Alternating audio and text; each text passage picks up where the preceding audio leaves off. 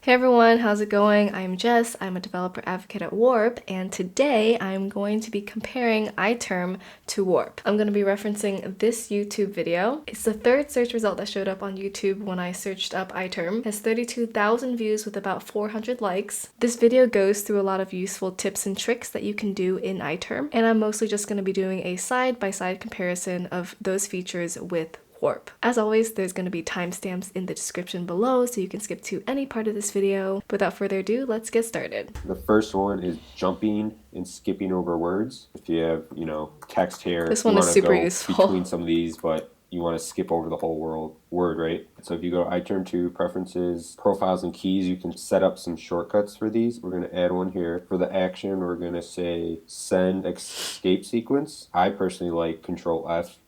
And I'm going to add one more for back. And I like to do Control D. You might have to restart your terminal session. Now we should be able to go back and forth by hitting Control F and D, which is really, really useful. Yeah, so in iTerm you need to do some configuration to get these keyboard shortcuts to work, which is fine, but it just takes some extra time and work. In Warp, you actually get all of this out of the box. So if I were to type, and then I were to press Option Left, and Option Right to skip between words. The kicker here is that in iTerm you can't click to certain parts of your line, so you have to use these keyboard shortcuts to navigate. In Warp it works a lot like a text editor, so I can take my mouse and just click to different parts of the line, and it works just like a modern text editor. The next one is jumping to the beginning and end of a line. A is to go to the front, Control E is to go to the back. Yep, so this also just works out of the box in Warp. I can press Control A to move to the beginning of a line, and then Control E to move to the end of the line. Also, if these keyboard shortcuts don't make sense to you, you can totally configure them within Warp. Just click on the top right, go to Settings, then go to Keyboard Shortcuts. Search for your command, so I'll type in line,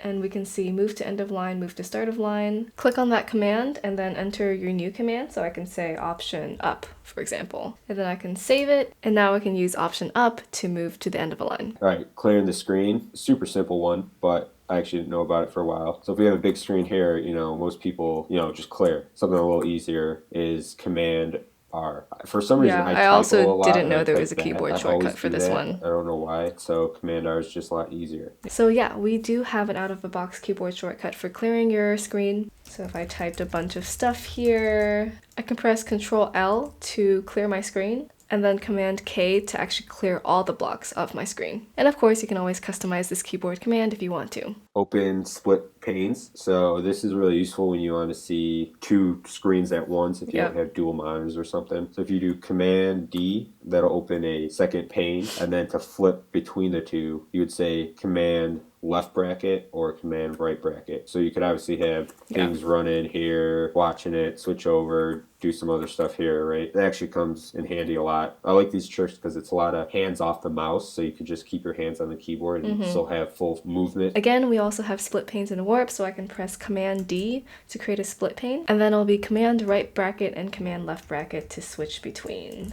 And to close the split pane, I can just right click, press Close Pane, or also press Command W and it'll close that pane. Another one is just switching between tabs. So if we just have some tabs up here, we could say Command left arrow to move left, Command right arrow to move right. Again, same thing in Warp, so I'll go ahead and create a bunch of different tabs. That's Command T. And to move between them, I can just press Command Shift left bracket and Command Shift right bracket. And the last one I have here today is just opening links. If you hold Command and then click Google.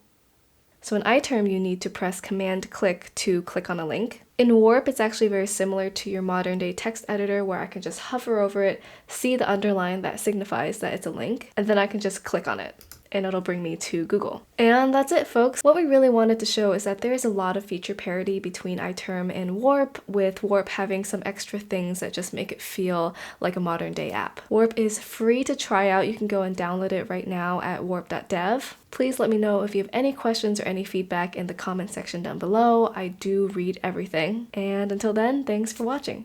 Bye!